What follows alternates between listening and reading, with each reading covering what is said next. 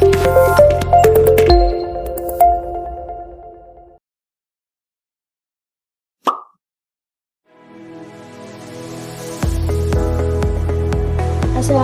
warahmatullahi wabarakatuh. Kami dari kelompok 5. Di sini kami akan membahas mengenai sosialisasi remaja dan pengembangan orientasi kerja dewasa. Sebelumnya, izinkan saya memperkenalkan anggota kelompok saya. Yang pertama ada Edi Fauzia, yang kedua ada Libertina Segar, yang ketiga ada Rahmalia Dea Safitri, yang keempat ada Stevi Julianti, yang terakhir ada Vincentius Adisa Yoga. Asal-usul orientasi kerja. Persepsi individu tentang makna pekerjaan berbeda-beda. Bahkan dalam pekerjaan, profesi, atau konteks kerja yang sama, orang yang berbeda melihat pekerjaan mereka dengan cara yang berbeda dan menemukan makna dalam aspek pekerjaan yang berbeda. Beberapa orang mendekati pekerjaan seolah-olah itu adalah panggilan dan cenderung menemukan tindakan bekerja secara inheren, memuaskan dan bermakna, sedangkan yang lain melihat pekerjaan lebih sebagai pekerjaan dan menemukan makna dalam imbalan materi atau karir, dan menemukan makna dalam prestasi, kemajuan, dan prestise. Dengan demikian, disarankan bahwa setiap individu memiliki orientasi kerja yang mencirikan makna domain kerja bagi orang tersebut, serta hubungan yang dimiliki orang tersebut dengan pekerjaan. Kami berpendapat bahwa orientasi kerja berasal dari interaksi sosial dan hubungan dengan orang tua selama masa remaja. Dengan kata lain, kami mengusulkan bahwa orientasi kerja ditransmisikan secara sosial dari orang tua ke anak-anak. Bahkan ketika kondisi lingkungan berubah, atau orang dewasa bekerja dalam pekerjaan yang berbeda dari orang tua mereka. Apa itu orientasi kerja? Mirip dengan kerangka berorientasi. Kognitif lainnya terhadap kehidupan, seperti pandangan dunia, orientasi nilai, atau visi moral. Orientasi kerja mencirikan pandangan dunia menyeluruh seseorang yang spesifik untuk domain kerja.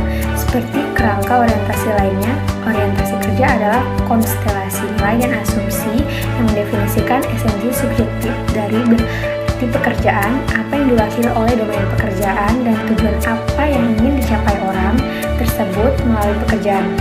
Penelitian sebelumnya telah mengidentifikasi 3 orientasi kerja utama yang menangkap cara utama orang melihat pekerjaan mereka adalah pekerjaan, karir, dan panggilan. Berdasarkan teori sosialisasi dan pembelajaran sosial, terdapat beberapa hipotesis, yaitu untuk hipotesis pertama, persepsi individunya tentang orientasi kerja orang tuanya selama remaja individu secara positif dan signifikan berhubungan dengan orientasi kerjanya sendiri di masa dewasa mengendalikan faktor-faktor lain. Untuk hipotesis keduanya, terdapat efek multiplikasi positif dan signifikan dari persepsi anak dewasa tentang orientasi kerja orang tua atau selama masa remaja anak terhadap orientasi kerja anak dewasa mengendalikan faktor-faktor lain. Dengan kata lain, ketika seorang anak dewasa merasa bahwa orang tuanya memiliki orientasi yang sama selama masa remajanya, maka orientasi kerja anak di masa dewasa akan lebih mirip dengan orang tuanya.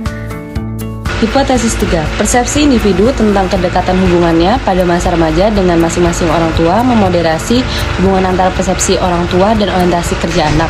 Secara khusus, orientasi kerja responden yang mempersepsikan hubungan yang lebih dekat dengan masing-masing orang tua akan menjadi lagi mirip dengan persepsi orientasi kerja orang tua mereka, mengendalikan faktor-faktor lain.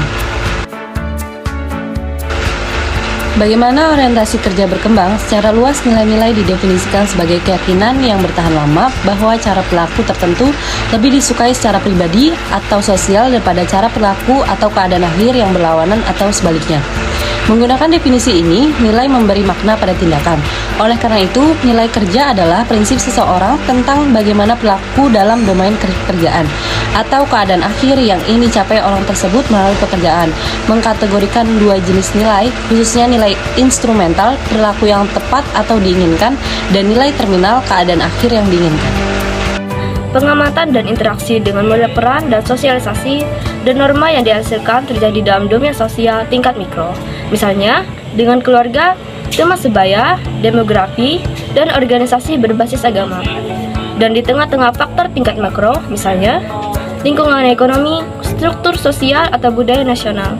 Seseorang dapat berinteraksi atau bahkan hanya mengamati orang penting lainnya. Perhatikan bagaimana mereka bertindak dalam situasi tertentu, dan kemudian gunakan perilaku orang lain ini sebagai panduan ketika situasi serupa muncul pada diri sendiri di masa depan. Sharing waktu sebagai model perilaku orang lain dengan mencerminkan perilaku mereka sendiri, mereka mengembangkan nilai-nilai sesuai dengan perilaku mereka dengan proses komitmen perilaku. Dari sekian banyak pengaruh sosialisasi tingkat mikro dan makro terhadap pembangunan, keluarga secara konsisten ditemukan sebagai agen utama sosial nilai-nilai secara umum dan nilai-nilai yang berhubungan dengan pekerjaan. Selanjutnya adalah beyond parents, pengaruh lingkungan pada orientasi kerja. Kami memasukkan beberapa variabel untuk mengontrol pengaruh lingkungan makro yang mungkin mempengaruhi pengembangan orientasi kerja.